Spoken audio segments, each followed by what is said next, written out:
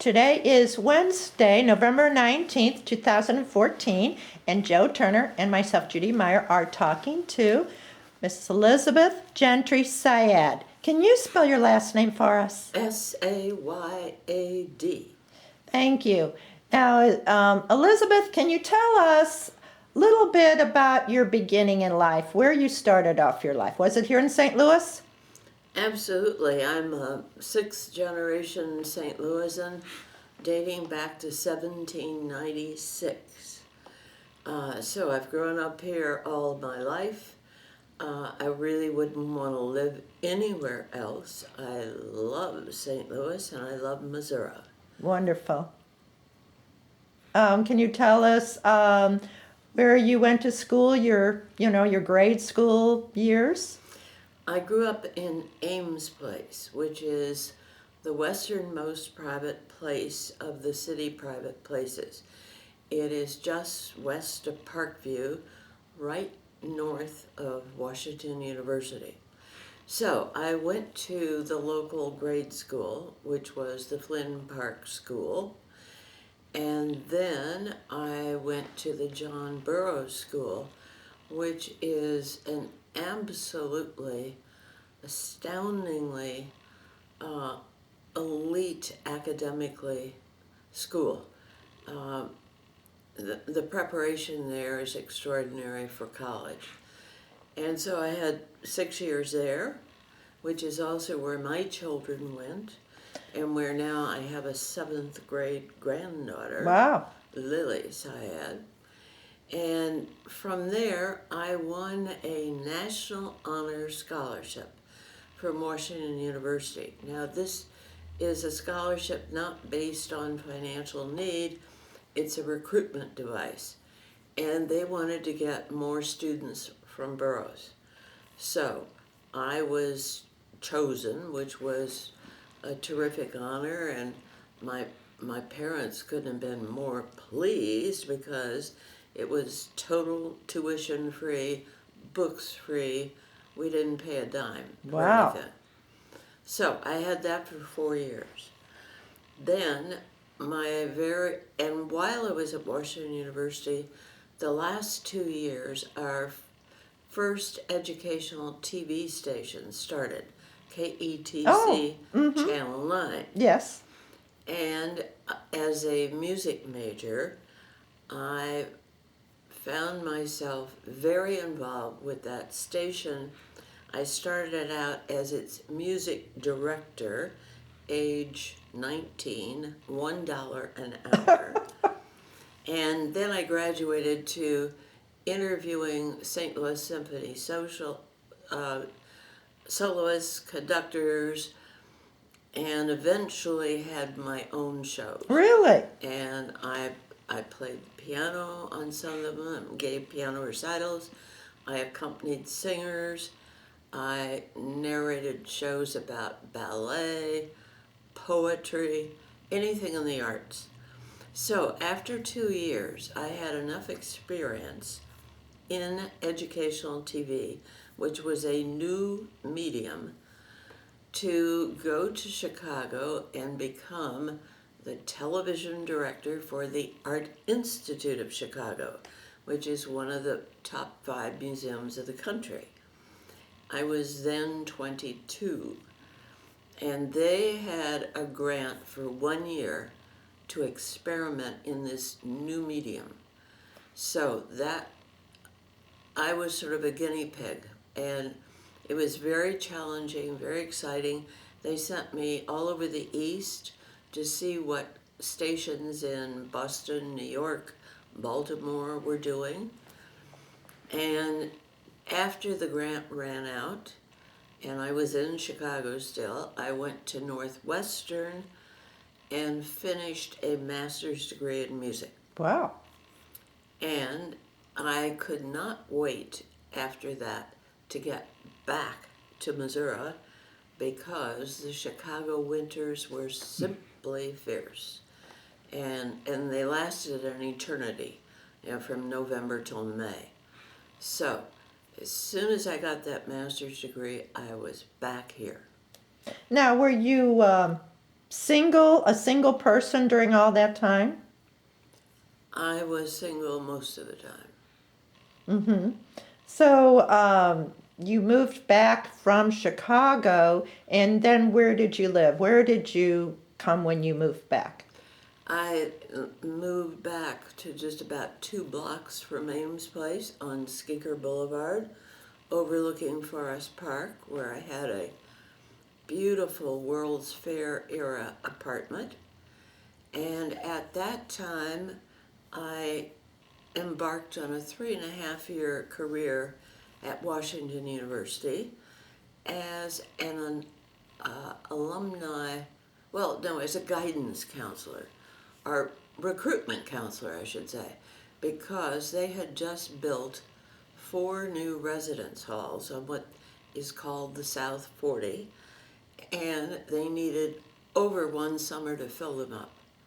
So I was the mission to go around the country, recruit top students, fill up those dorms in 3 months. Wow. And then once we had filled them up, we had to keep them there and keep getting subsequent classes. So I did that for 3.5 years, until which point I married Homer Syed. And how did you meet him?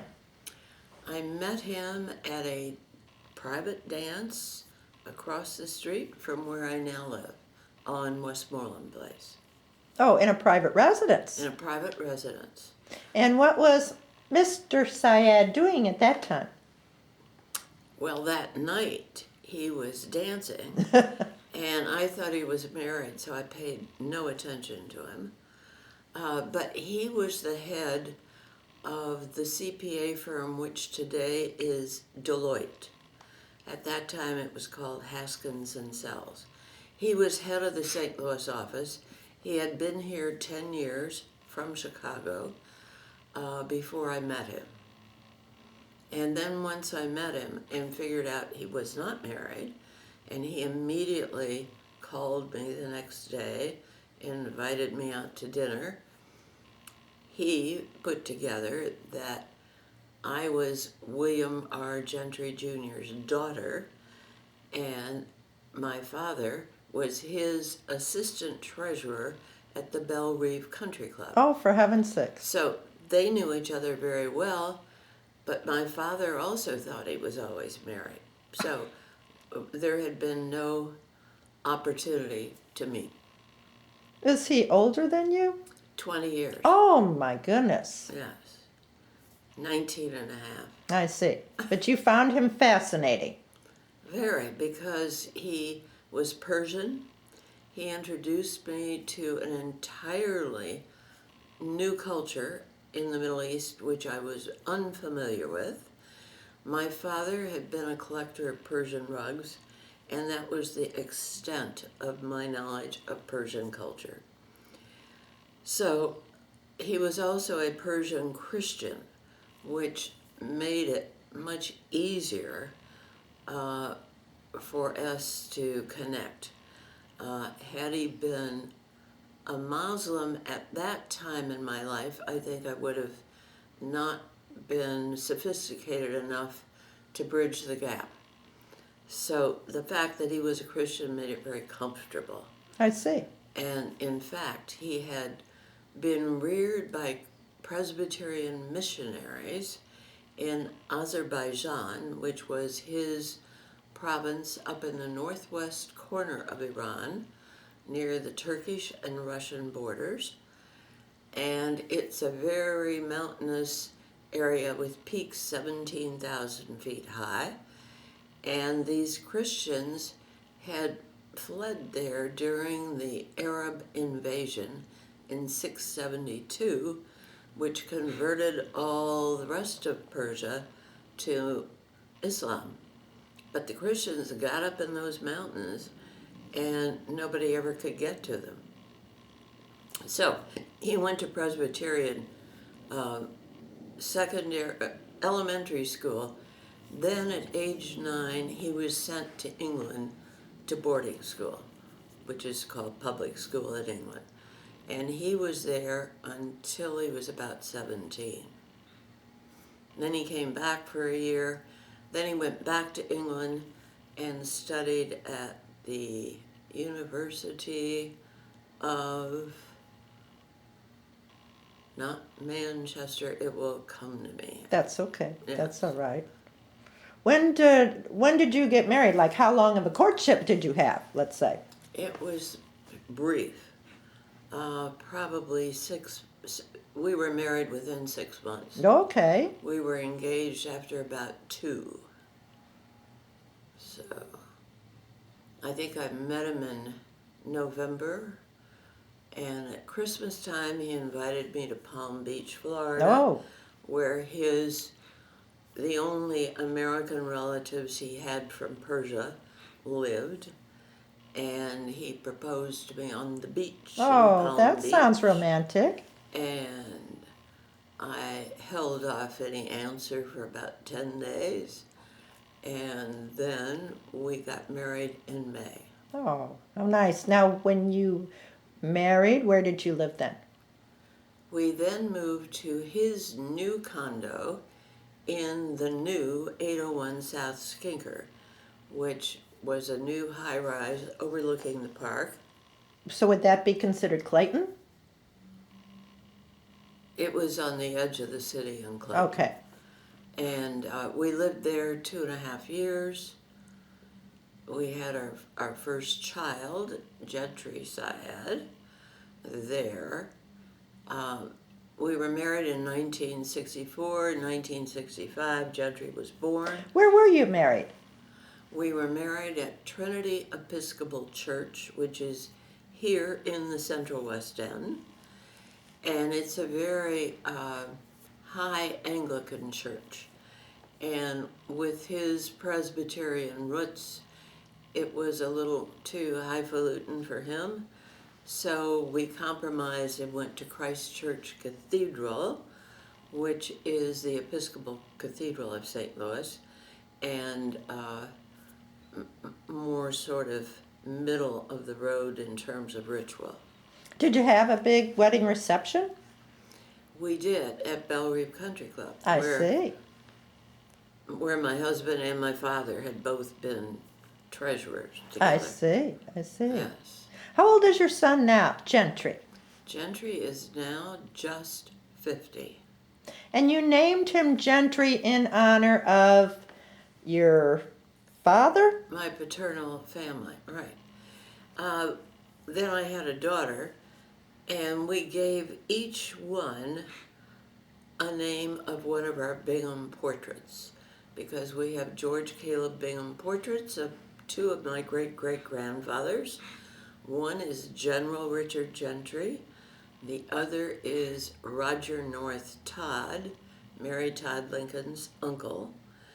And so my son was named Gentry so that he would inherit the Gentry portrait.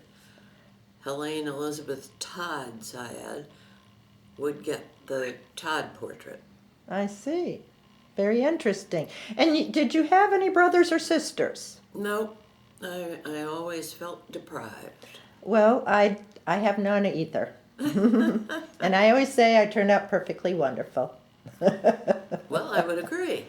Now that we've gotten you almost, maybe not up to the present date, but if you don't mind, let's backtrack a little bit. You told us you went to school in the city, St. Louis City, or was it University City, actually? University City, yes. Ames Place. And then your private school. But we also know that you spent a lot of time in our area of Bridgeton. Is that right? Well, every summer. My first 14 summers were spent idyllically at the Payne Gentry house. Did you know it as Bridgeton or did you know it as Pattonville? Pattonville. I never heard the word Bridgeton until years later. I don't know when it came or where it came from, but it didn't exist in my childhood. Pattonville, the center of Pattonville was at St. Charles Rock Road in Fifi, where the Brannicky store is. Mm-hmm. And across Lindbergh was Robertson, where the airfield was. And those were the only two towns I was aware of. And it's interesting, the centrifugal draw, which you would think would be to downtown St. Louis, didn't exist then because it was so rural. People, when they went downtown to shop, went to St. Charles. Really? And, for example, the Sunday school picnics or Pattonville High School graduation, everybody would go to Blanchette Park. They would never think of going to a Forest Park or any place around here. And so that after World War II, that's when that began to change. And St. Louis became much more the focal point, and Pattonville, Robertson became suburban. Well, when you went to Pattonville to stay at the Payne Gentry house, what did you do there? What did you do day in, day out? Well, And who was with you? Yeah, I was never bored. I had my parents and my maternal grandmother live What was with her us. name? Her name was Mrs. Estes, Foster Denny Estes, Estes, which was my mother's maiden name. And so the four of us lived there. From time to time, our maid from the city came out to do some major cleaning, or when we had guests for any period of time, she would help with the guests. And what is now and was originally the kitchen of the Payne Gentry house was the maid's room. Oh. Because we had a fabulous kitchen in what was and is today Uncle Willie's living quarters, which made them fabulous kitchen. They're light, bright, big, and during World War II, my mother and my grandmother did oodles of canning and then later freezing. When frozen foods came in, we hired a locker that was in the city. And because we had an immense vegetable garden and an enormous orchard with many very old apple trees that had been planted by my great-grandparents, the Paynes, and very old varieties like the strawberry pippin, which you do not see. No, But we also had plum trees, a big peach orchard up on the western hillside above what is now the community center. And I mean, we really had hundreds of peach trees. Wow. But we also had quince, apricot, maybe that was it. And so we had lots of fruit to freeze and put into the locker. And we did that all summer long too. Plus, my grandmother made the syrup for homemade peach ice cream. She made peach cobblers, and we had sliced fresh peaches. So every Sunday, my father would crank the ice cream freezer, and we had, for dessert, peach cobbler, peach ice cream, and fresh peaches on top. That was pretty good. My mouth watering for that. Sounds wonderful. He also made homemade root beer. So when the weather was hot, we had a lot of what were called black cows. Black cows. Black cows. Today they're called something else. Root beer floats. Okay. Okay. Was your father there all the time? Was he working at this No, time? my father had been retired since I was about 8 months old due to injuries that he had had in the American Field Ambulance Corps in France at the end of World War I when he was too young to join the Army, so he became an ambulance driver.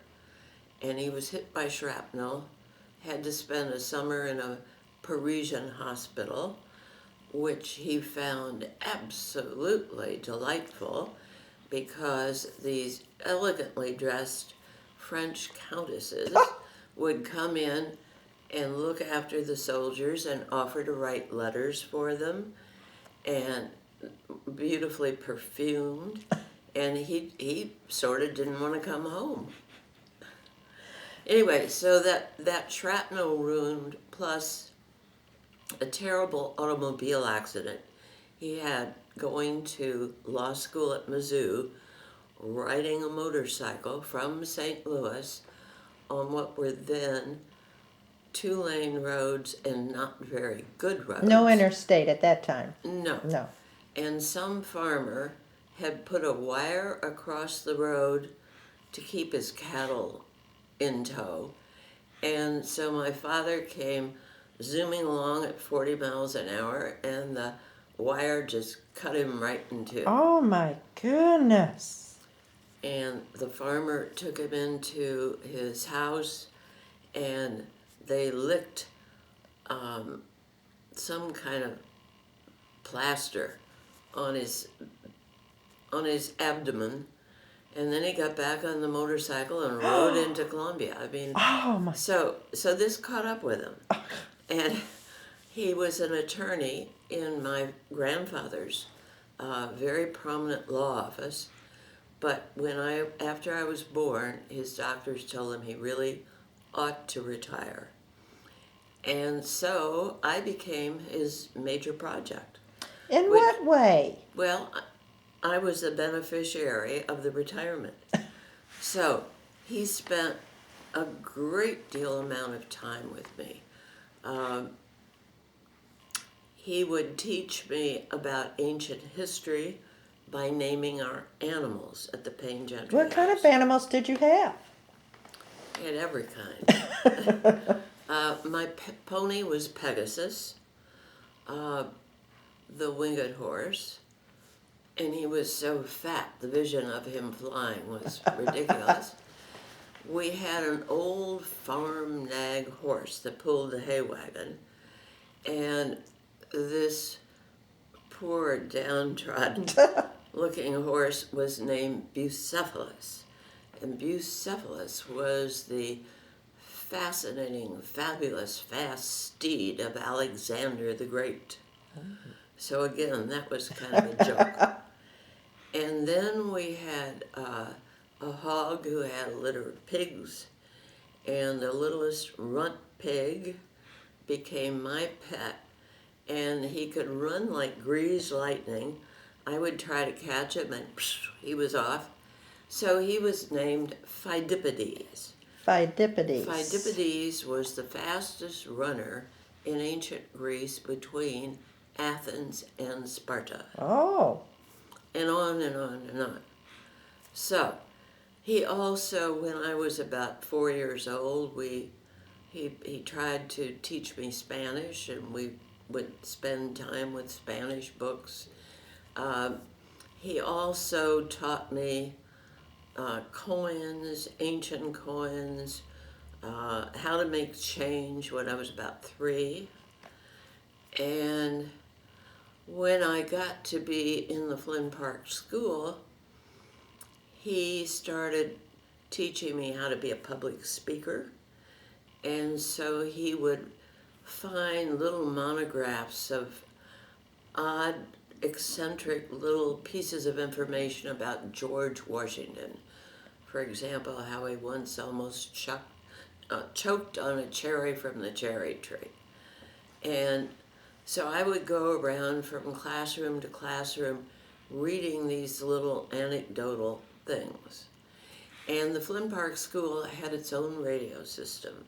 In the principal's office, there was a radio that was piped into every classroom.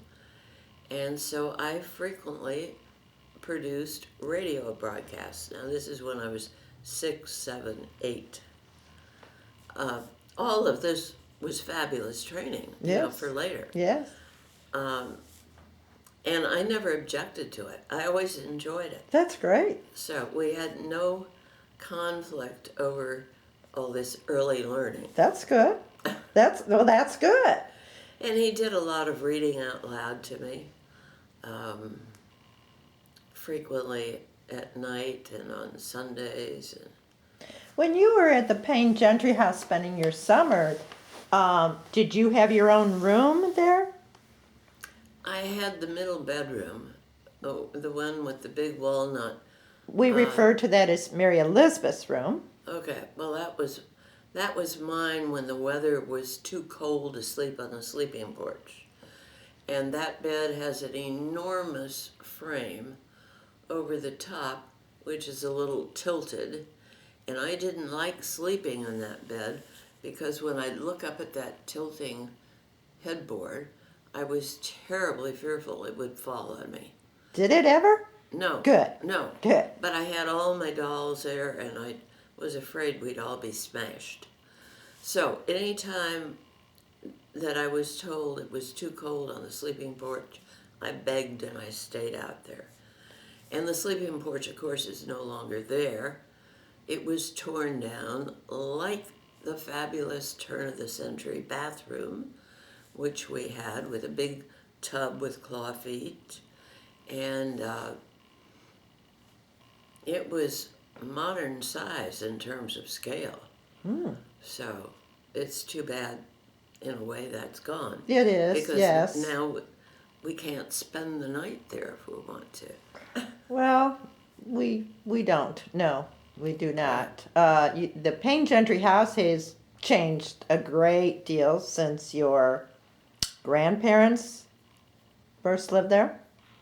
Great-grandparents. Great-grandparents, Right. yes. Right. When I was a child, we still had some of the dependencies. We had the privy. We had the big barn. We had a chicken house with a lot of wire.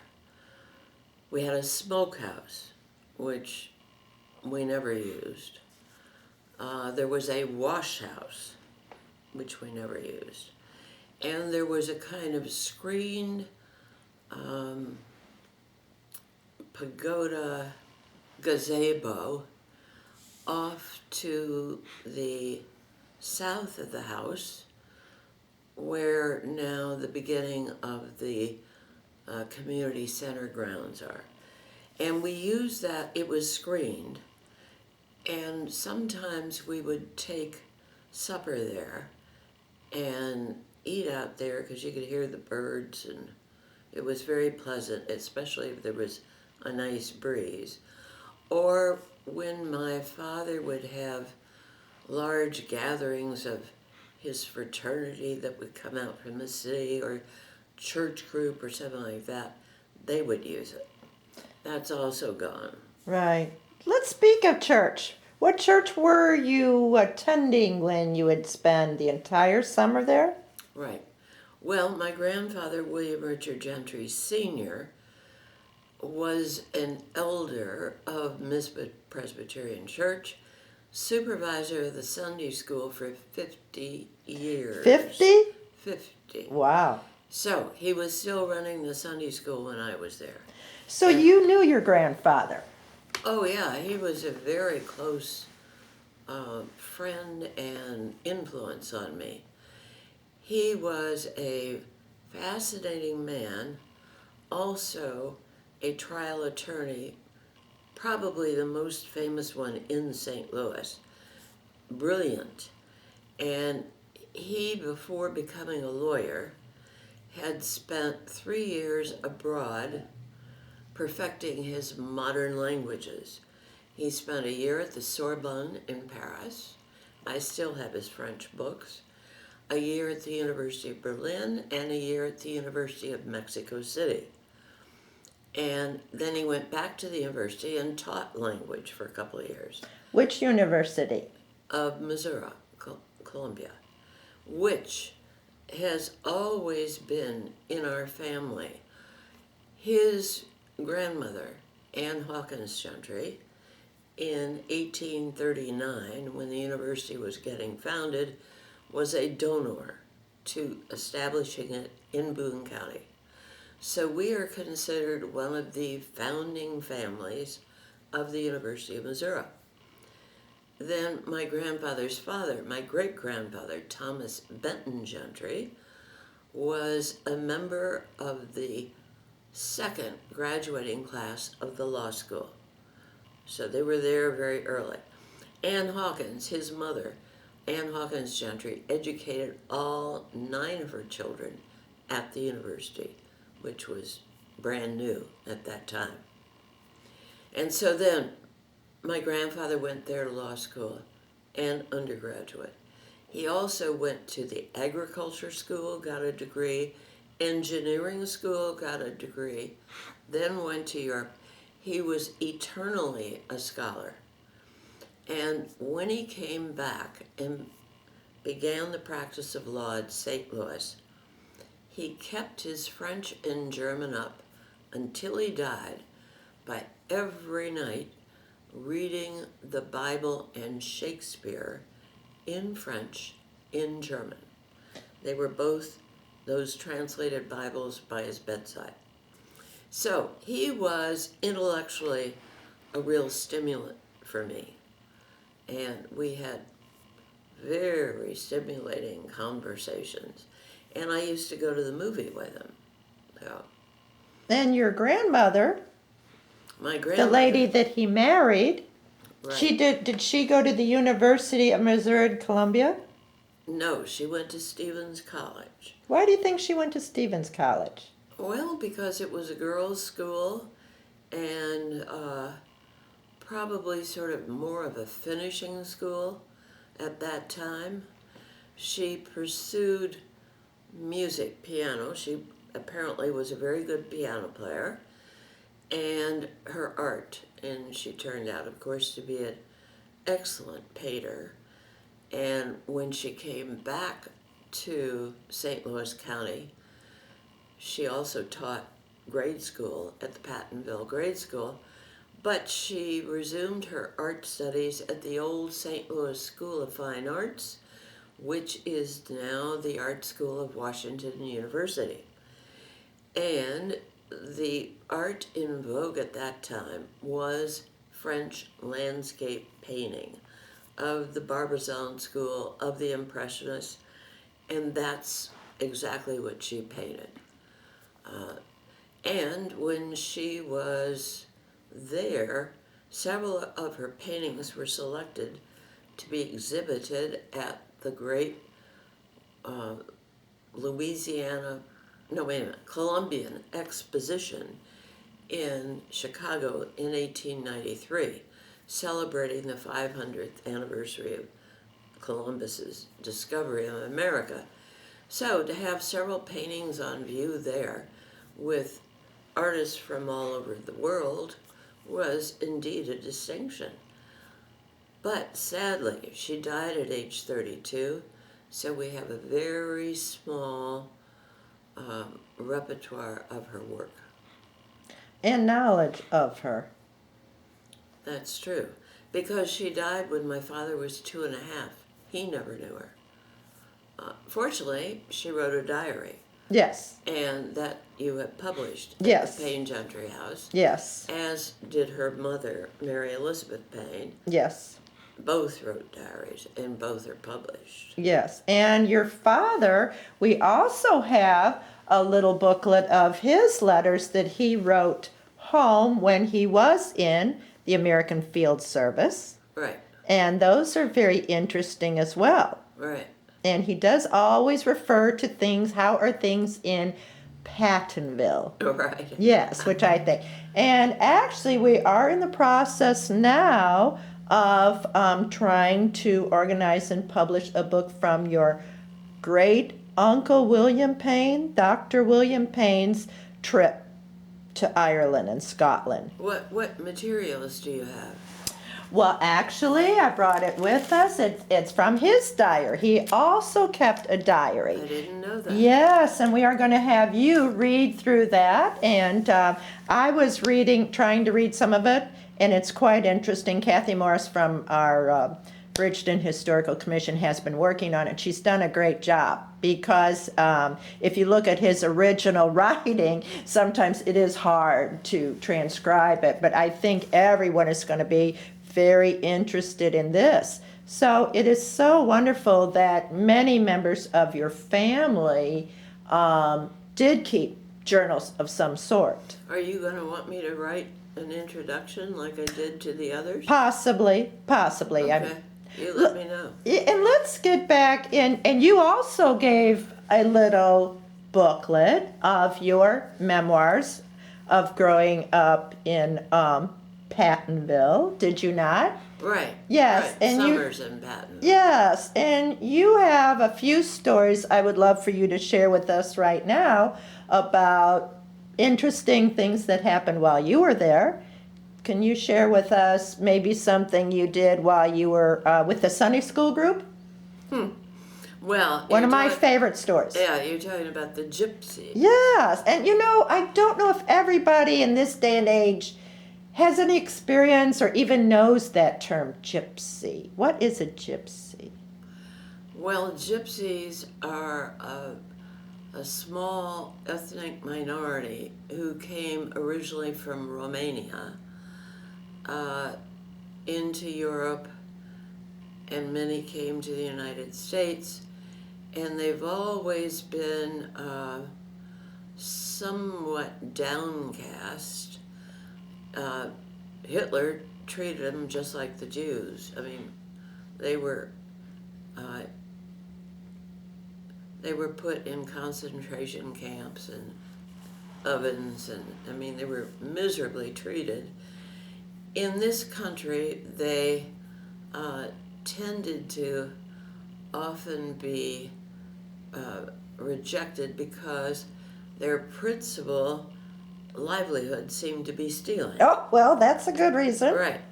And they were known to come to communities briefly, rob everything in sight, and leave. And that persisted through the mid-20th century. And even, I mean, as recently as 20 years ago, I remember gypsies going to Ladue and stealing jewelry while ladies of the household were out gardening. They would get in, get the jewelry, disappear. So, I suppose it continues.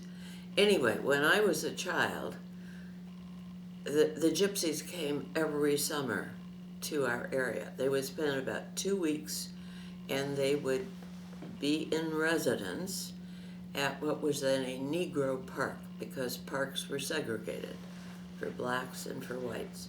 Gypsies went to the Negro park. But they weren't Negro people, were they? No, not at all.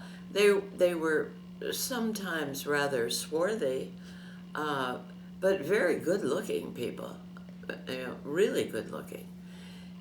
But they had no choice because that's where they were classified. I see. And when they came, my parents immediately locked me and the pony up. Pony in the garage, me in the house. We couldn't go out for the 2 weeks they were there. That's a long time. I know, but there was this great fear of kidnapping. Wow. And it hadn't been that much earlier that the Lindbergh kidnapping had occurred. So kidnapping was very much on parents' minds. And they knew there we were in a rural area, no houses close by, Fifi Road with very little traffic. It'd be very easy to snatch me off the road. So I had to entertain myself indoors. And I went to Bible school for 2 weeks every summer. Sometimes that Bible school would be simultaneous with the gypsy visit, which was good because then I could get out. And on Sunday nights, we would have ice cream socials. And at one of those, a couple of us bribed one of the teenage assistant teachers at the Bible school, or counselors or something, and who could drive. And we begged her to take us south on Fifi Road to this park so that we could spy on the gypsies. So we went after dark and we crept out of the car, slipping through the woods because it was wooded. I bet this was quite an adventure. Oh, it was. I was about 12 or 13. Oh my goodness. And it was something obviously we could never tell our parents about.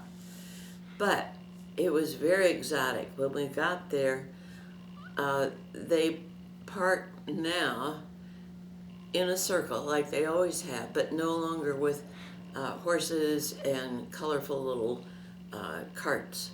Now they have old cars, new Cadillacs, and you know where they came from, and RVs and pickup trucks. So these were all in a circle, but their music was going, gypsy music, which is Romanian fiddle music, fabulous music, and children were dancing and everybody was having a big time. So we stayed as long as this girl, big girl, would let us, but she was nervous that, Sure. that we'd get caught or found out and she'd be responsible, so off we went. Did you tell anybody about this excursion? Not until years later. No, because the next year, age 14, kind of was rapidly drew my idyllic summers to a halt. Why do you say that? Because at that age, the local boys had discovered there was a 14-year-old girl there, and they had souped up jalopies that they would race down Fifi Road, down that hill from Long Road, and my father could hear them coming. And, you know, when he heard them coming, he'd just say, "Elizabeth, get inside."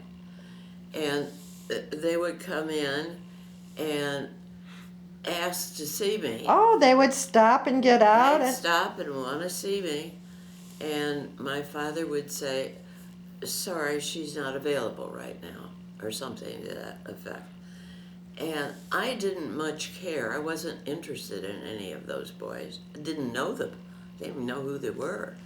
But my father decided it was time to send me off to camp in Wisconsin. Oh. Get rid of me. Oh. Oh. So we Did he continue to go spend time at the Payne Gentry house then? No, they spent the summers back in town. So without you, it just wasn't the same. No, it was, you know, I missed the farm. I still had my pony about another year, but by that time my feet were dragging on the ground. So it was kind of impossible, and we sold him, I guess. Anyway, he disappeared. Mm-hmm.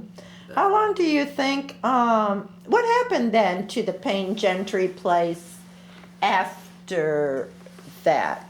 Do you recall? Well, my father wanted to find, since we were no longer enjoying it, he wanted to find means of renting it so that it would cover the taxes, the cost of the taxes.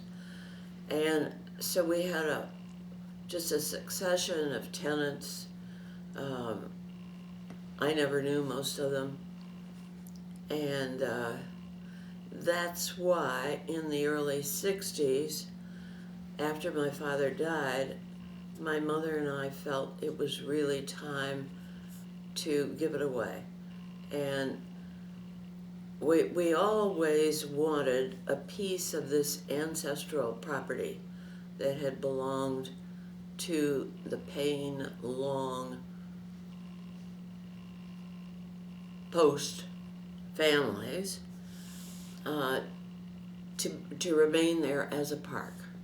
So that was the first thing we did, was to give our portion, which was the last portion left, which my father inherited, then I inherited, to be a Gentry park. And then the Bridgeton Historical Society wanted the house, and they obtained the house, and then we gave all the contents in the house because we knew that's where they belonged. You know, they didn't belong anywhere else. And the stories were all there with the contents. So it's been a great joy to see how beautifully the Historical Commission and the Historical Society have maintained the house, how much you all care about it, and have devoted so much volunteer time to it. We are truly blessed to have you there. And we are blessed really to have it in our community because we know so much about, you know, the stories of the people that live there and the furniture. We can tell about what I think is important is to talk about the people, not just every piece of furniture, but the people and the way they lived. It's really oral history to be able to talk about the way people lived. Yeah, absolutely. Well, in the remaining time we have, I know you've been involved with places other than the city of St. Louis. Can you just touch on that for us? Well, I told you about Chicago. Yes, but here in Missouri, you were also involved in somewhere else, I believe. Well, statewide, I've been involved with, I was a founder of the Missouri Arts Council, a charter member of it. I received I think I'm the only Missourian who has received both the Missouri Arts Award and the Missouri Humanities Award. The Humanities Council is another statewide organization, and each of them give annual awards. So I've been very privileged to have those. And I used to be on the speaker series of the Humanities Council at the year of the Louisiana Purchase bicentennial in St. Louis, which was 2004. Okay. I was the chairman of the bicentennial with co-chairman Blanche Toohill, Oh, really? the chancellor of the University of Missouri. So we put on that celebration, and that's when I went around the state talking about it. I also went to Paris at the invitation of the French Senate to talk about the Louisiana Purchase. And that was in 2003. And just 2 years ago, I was knighted by the French government. What an honor. Well, it's really kind of thrilling. So I now have the title of Chevalier de l'Ordre de Palmes Académiques. That means a cavalier, a chevalier of the academic palms. And the academic palms are one of the grades under Légion d'honneur, the Legion of Honor, which is the top one. And then there's another one below that, and then the palms is at the bottom. But still, it was very, very much an honor. Well, it was. And the French Consul General came here, and we had a very nice ceremony at Washington University. But that was kind of because of my work for the last 20 years with Les Amis, the Friends, which is our French Creole heritage preservationist organization. And because my long family came here in 1796 and settled in what was a Creole culture, I have grown up with an understanding of that culture and a love of it, and a desire to help preserve it.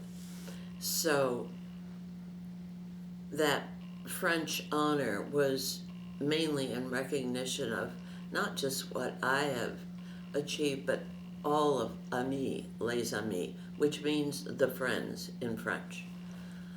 So, Well, we have certainly enjoyed talking to you, and I have learned a lot that I did not know, even though I have heard you speak before numerous times, but I think today I have learned a lot more. And I hope to see you again in Bridgeton. I know you were just there for our Bridgeton volunteer dinner as our speaker. right. And I know a lot of people were greatly impressed with your knowledge of Bridgeton's history.